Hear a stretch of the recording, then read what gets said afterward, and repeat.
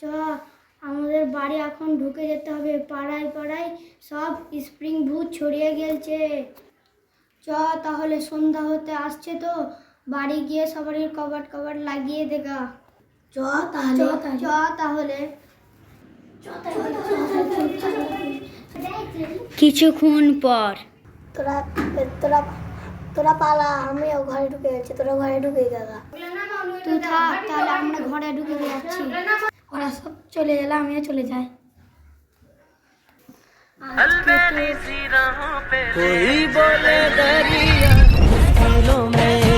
আজকে তো সবাই বুঝে গেছে যে এই স্প্রিং ভুট্টা গ্রামে ছড়িয়ে গেছে, সবাই বাড়ির মধ্যে ঢুকে গেছে।